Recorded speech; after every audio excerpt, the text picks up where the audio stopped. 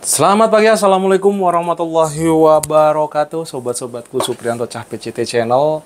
Pagi ini saya sudah nongkrong di basecampnya Somai Wondes, teman-teman. Tadi habis sholat subuh, terus lanjut bergerak lagi. Lanjut tadi saya sudah olahraga, teman-teman. Bisa dilihat di channel saya yang satunya, Wondes Body Fit, teman-teman. Saya belajar konsisten, belajar untuk mencoba bisa olahraga setiap hari gitu ya, guys.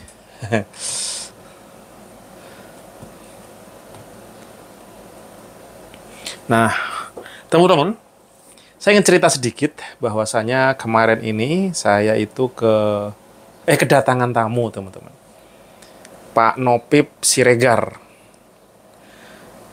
Beliau datang ke sini karena nonton YouTube-nya Mas Krisbo yang itu Soma ya, yang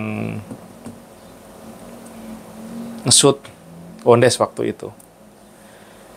Tiba-tiba setelah saya antar Bumi sekolah, jam piro ya? Sekitar jam 2-an, saya dikabarin oleh Mbak Rini yang lagi ada di Wondes, lagi produksi bumbu kacang ya. Dia ngabarin, "Mak, ada tamu nih, katanya mau ngobrol Mbak Supri tentang bisnis gitu." Tak jawab aja, "Bu, aku lagi jemput anakku, lagi jemput Bumi di sekolah gitu. Ya nanti kalau mau suruh nunggu gitu." Terus mau ngapain ya, bisnis apa gitu. Tapi dalam sisi, aduh ini badan saya lelah gitu. Saya tadinya mau istirahat dulu gitu ya. Saya udah sampai rumah, saya berhenti bentar, kurang lebih 5 menit 10 menit.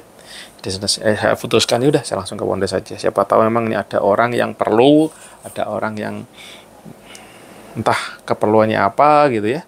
Tapi saya coba muliakan tamu lah sebisa saya gitu, teman-teman. Dan alhamdulillah akhirnya kita kejumpa. Beliau terima kasih karena sudah mau menemui di LL.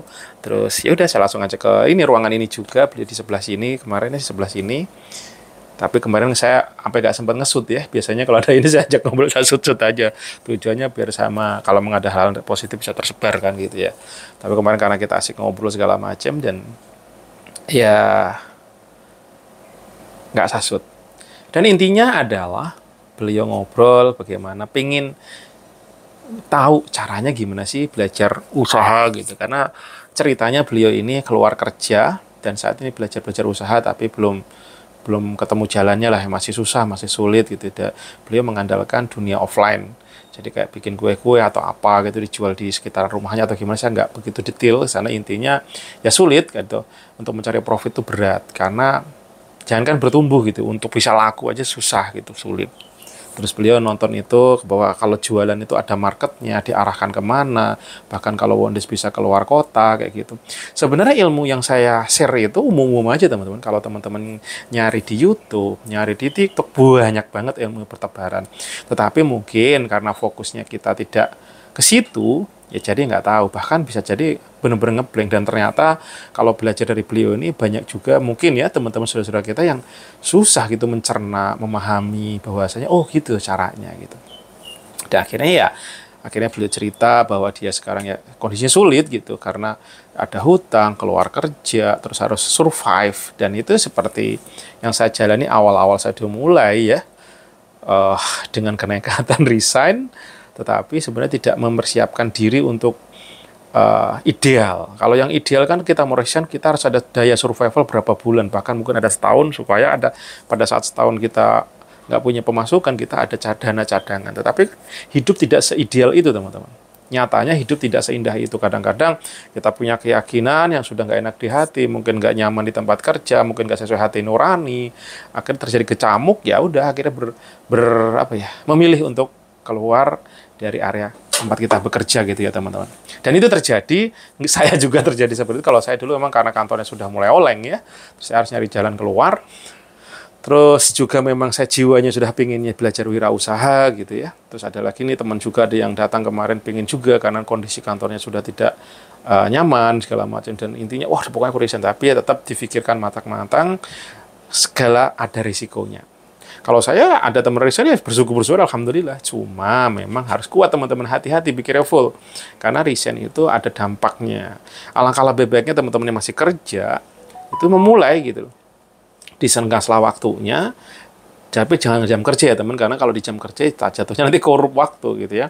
Entah di hari liburnya, di jam malamnya, ya udah harus extra time untuk mencoba belajar entrepreneur. Dan saat ini ya misalkan jualan di TikTok jadi affiliate contohnya ya, itu kan bisa dilakukan mungkin bikin kontennya di jam istirahat atau jam hari libur, misalkan hari Sabtu Minggu sampai libur, ya udah luangkan waktu mungkin konten itu sejam 2 jam bahkan 5 jam 3 jam aja udah banyak konten itu yang bisa dibuat untuk beberapa hari, bisa aja diakalin. Jadi sebenarnya kita tidak boleh banyak alasan ya, paksa diri untuk terus bertumbuh. Dan kembali lagi ke tamu saya kemarin, beliau cerita banyak dan saya pun juga dapat apa ya, mindset apa ya, jadi kayak pikiran apa yang disampaikan beliau itu kan, saya kan nggak semua nguasain di dunia ini apa ya, dengan gayanya beliau apa pengalaman beliau, akhirnya saya juga dapat insight, pembelajaran lah gitu ya. Saya dapat insight dari beliau juga. Oh, berbagai macam. Dia kayak yang orang Batak tapi Jawani gitu. Bahkan beliau cerita sedulur papat. Oh, bahasanya itu. Nah, jujur saya sendiri juga begitu ngeh yang kejawen banget ya gitu. Bahkan dia malah ceritakan dan dirunut dengan sisi agama gimana kayak gitu. Oh, yes. Sebagai knowledge, why not gitu. Tapi tidak semua yang beliau sampaikan pun saya akan ambil mentah-mentah saya terima. Kalau emang ada kebaikan, why not. Tapi kalau nggak tepat ya saya tidak akan jalankan. Itu sih. Begitupun saya, sebaliknya saya juga cerita kondisi yang saya jalankan seperti ini, apa yang saya gagalnya, salahnya di mana. Yang saya tekankan satu, kalau mau belajar wirausaha satu, yaitu pelajari ilmu jualan. Udah, salah satu yang penting urgent itu dulu. Bagaimana kita bisa menjual. Bagaimana cara jualan online, offline, segala macam. Pokoknya benar-benar pahami, kuasai betul ilmu jualan. Kalau mau benar-benar bisa bergerak, bertumbuh bagus. Karena bukan masalah produk sampai nih sewa tempat, saya ceritakan sewa tempat itu, tapi kalau sampai tidak bisa menjual, kolaps. Jadi yang urgent pertama kali adalah bagaimana ilmu menjual. Walaupun selanjutnya juga modal ya, tapi modal itu tidak selalu untuk modal produksi. Kadang-kadang modal yang dulu saya pikir adalah modal tempat, modal produksi, modal beli alat. Bukan itu. Kalaupun butuh modal nanti untuk mensupport ilmu jualannya ini. Contohlah, teman-teman udah jago jualan. Untuk jago jualan ini, nanti kalian butuh namanya untuk iklan, ads. Saya tadi barusan mendengarkan juga pagi ini barusan dari Coach Tom Levi. Tom Levi apa namanya, agak ribet ya. Nah, beliau manggil salah satu pengusaha roti gitu, yang ternyata pengusaha roti ini perjalanannya juga nggak jauh dari seperti yang saya lakukan gitu ya. Beliau tinggal di Gading Serpong. Nah, saya dulu juga kerja di Gading Serpong. Ternyata pagi-pagi saya juga ada sinyal nyambung nih guys. Entah gimana ceritanya, saya tadi buka YouTube sambil habis istirahat dari Wondes ngecat tadi ya. Terus rumah ke rumah mau olahraga, saya ngedengerin itu. Cara yang dilakukan pun ya nggak sama. Ya hampir sama, dan proses perjalanannya pun sama kayak saya yang, tapi sekarang beliau omsetnya udah miliaran gitu, udah gede, udah ada investor segala macam. Cuma